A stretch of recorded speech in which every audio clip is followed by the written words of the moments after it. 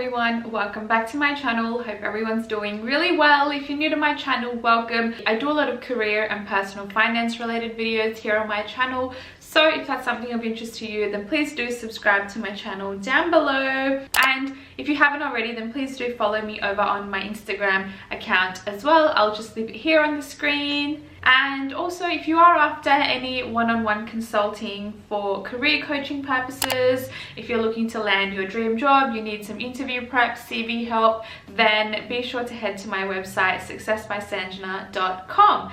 Now, as you can tell by the title of today's video, I thought I'd do something a little bit different. And instead of me talking through some of the good advice, I wanted to share with you some of the bad advice that I have received over the years. And to be honest, I can't say that it's bad for everyone because some people may not agree, but personally for me, this hasn't been advice that has worked for myself, and I have gone against this advice. So if you are interested in finding out some of the worst advice that I have received over the past few years, then please keep watching. Now, the first one that I want to start off with is getting a master's degree or getting a CA degree is going to further your career and it's really going to put you ahead of anyone else. I feel like this is definitely one of the worst pieces of advice that I have received, just because I feel like in the corporate world, when you are working, you're always told, it's like a blanket sort of rule that, you know, everyone should just do their CA just because it's gonna, you know, further your career and really help you get ahead of others. And personally, I don't think this is true, because personally for me, I am a risk professional. I was a risk professional, and for me to do my CA had really no correlation. I would have very rarely used my CA if I did go ahead with it. Of course, there are professions out there which do require a CA, but I'm just speaking, you know, specific to my scenario and to a lot of people out there, because I know a lot of people out there who have done their CA and have really not found any benefit come of it. So I think, you know, we're always told to go ahead and do a master's degree, but honestly, do we really need to do it? Like, I don't want to brag about myself, but I have been able to, you know, get a six-figure income by not having a CA or even a master's degree. I've only got a Bachelor of Commerce, and that alone was enough for me to earn a six-figure income. And obviously now I have quit my job, but I am now able to work on what I personally love doing. I am a business owner and I am a content creator, so I mean, I don't think, you know, having a CA is the be-all and end-all, and it's just something that I want you guys to also take into account as well. Now, the second piece of advice that I received was that you should save your money to put a down payment on a house so that you can live in it. Now, this for me is just like what?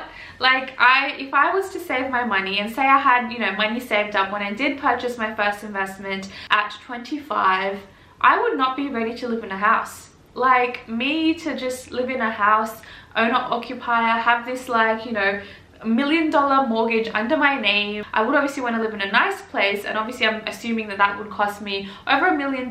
So for me to have a mortgage of $1 million, first of all, I won't be able to even get that kind of loan under my name, so that means my lifestyle would have been compromised. So I think personally for me, to receive the advice of, you know, buying my own home and, you know, settling down is definitely not for me. I am more about rent vesting, more about, you know, living in an area where I can afford and is in line with my lifestyle is so much more important to me than living in a house that I don't, you know, fully enjoy. So I think personally for me, rent vesting is the way to do it, where I'm able to rent in an area that I like and is suited to my lifestyle, but also be able to invest into things like, you know, real estate, cryptocurrency, and NFTs. Third piece of advice that I received, which is very similar and along the lines of the previous one, and that is don't invest your money because it is risky.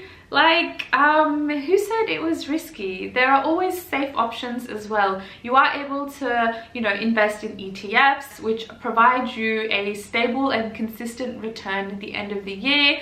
And I just feel like, you know, whoever's saying don't invest, I feel like obviously hasn't done it for themselves or have had a bad experience doing it and are therefore sort of influencing their opinion on others, which I do not agree with. I definitely think investing is the way to go about things. I think it's the way that we can actually have a future filled with financial freedom, financial wealth, and it's honestly the way to do it, because house prices in Sydney, if you want to get a house, a good house, then you need to start investing early on.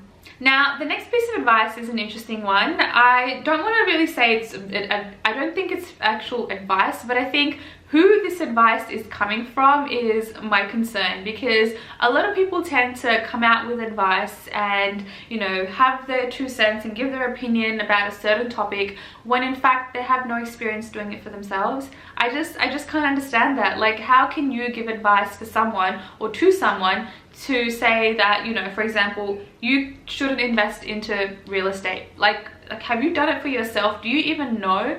And people having these preconceived ideas, preconceived sort of perception, perspective on things, I feel like is very wrong, and it's done a lot in our society. I've seen this, you know, lots of, you know, Indian aunties and uncles who are always just, you know, going on about how they think, you know, they know what is right for you, when in fact they haven't done it for themselves. So I think, yeah, that's just, yeah, me rambling and me ranting about people that are giving us advice have really no experience and are really not the right people to be giving this advice to you. The next piece of advice that I received was that your high school or university degree or, you know, marks actually matter. Now, I won't say this is one of the worst pieces of advice that I've received, but I think this is not the be all and end all. If you don't do well during your high schooling years, it's not the end of the world. You're still able to go into maybe a lower ranking uni, and then you can actually transfer after a year later into one of the more prestigious universities.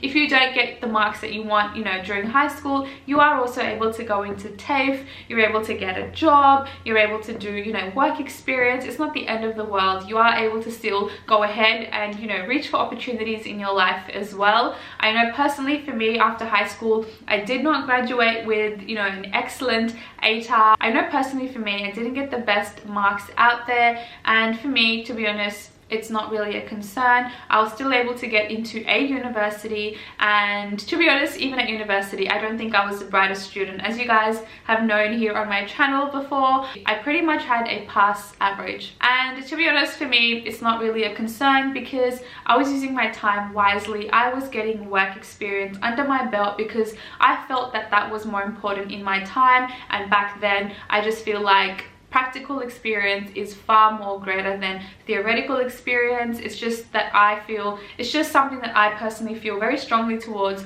Of course, there are professions out there which require a lot of theoretical knowledge, and you do have to go to university and do your masters, but for majority of the jobs out there, you don't really need a master's degree. So just wanted to share that. The next piece of advice that I received was to get a high-paying job because that will make you happy in the long run. Now, it may make you happy in the short run, but in the long run, I don't think it'll make you happy.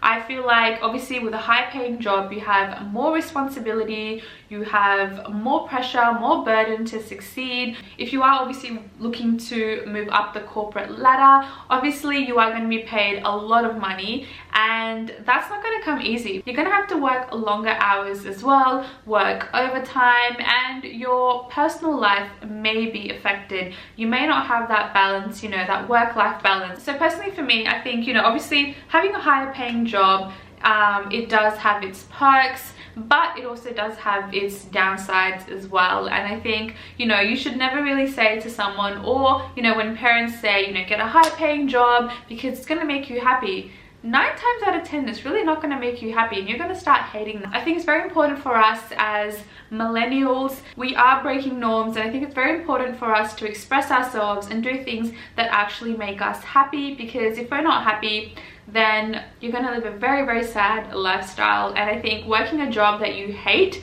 regardless of the money, I feel like is not really going to be worth it, and the money is soon not even going to be a factor that you consider. Number 7, along similar lines, is that doctors, lawyers, engineers are happy in their lives and they make a lot of money, so you should go ahead and get that profession as well. Nope.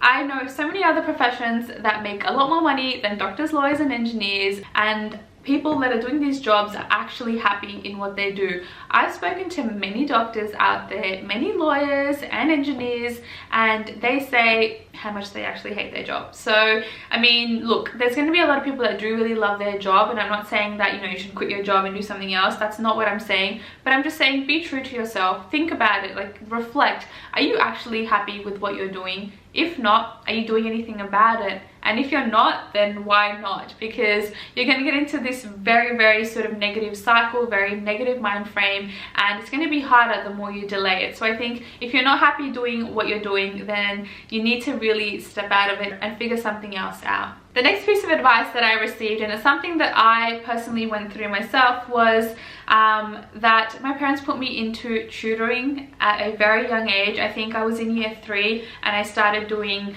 private tutoring, going to maths, English, science classes, and I can tell you that my parents spent a lot of money in, you know, investing in my educational future, trying to get me to be successful, be smart, knowledgeable. But to be honest, I just feel like there are some kids out there like myself who don't actually absorb that information and don't really find the full benefit of, you know, doing private tutoring. I feel like it's up to the individual themselves as to whether they do want to get private tutoring or not, because I feel like at the end of the day, you are going to do what you're going to do. And I feel like if someone, you know, is there to tell you what to do, you're not really going to do it and you're going to rebel against it. This is personally just what happened to me, because I know my parents spent a lot of money, and at the time I thought it was a great idea, but if I was to look back and if I was to actually think about my actions, I just feel like, you know, tutoring was not personally for me. I don't feel like it, you know, assisted in my higher school studies.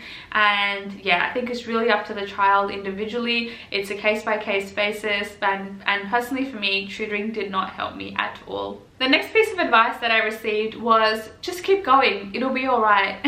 This is something that I have heard so many times, so many employers, so many parents, family members, friends saying, no, that's okay, just keep going, it'll be okay, you can push through this. When in fact, do you really have to push through this? Like, why are you having to push through this? I understand if it's like a challenge, an obstacle that you want to get through, but if it's in relation to maybe your job, relationships, friendships, why do you have to keep going with that? Like, it shouldn't have to be so difficult for these things to fall into place if you are having to put this much pressure in. So I think just thinking twice about things that you really should push for and things that you shouldn't. And the final piece of bad advice that I was given was, don't pay someone for something that you can do yourself. Now, let me give you an example. Now, I purchase investment properties, right?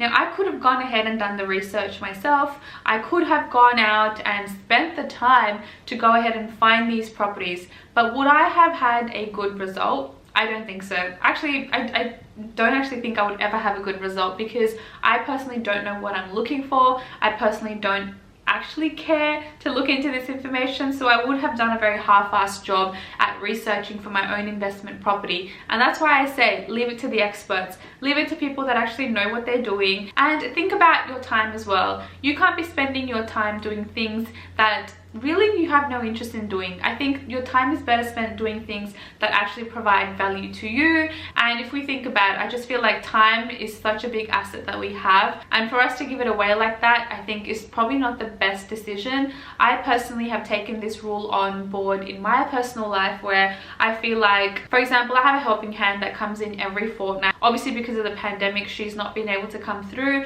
but I have a helping hand that comes in to help me clean some of the areas in this apartment, you know, do the deep clean, change the sheets every so often, do the bathrooms, and do a, you know, deep clean. Because personally for me, I do enjoy having a very clean environment, but I don't like cleaning things that require deep cleaning. So I think my time is better off spent, you know, doing things that provide me with a certain value. So I think, you know, if you've obviously got the money and you can afford it, that's great. But I think we need to have that mindset where, you know, we can't think that we can do everything, because some people are better doing things that we can't do. And I think if you can afford it, then definitely get a professional to help, because it'll save you a lot of time. But yeah, hopefully that makes sense. But guys, guys, that's everything that I wanted to share with you today. I really hope that this does resonate with you as well, and you can learn from some of these bad pieces of advice that I have received over the years. If you've got any questions at all, any comments, then be sure to leave them down below, and don't forget to follow me over on my Instagram as well, and I will catch you guys in my next video. Thanks guys.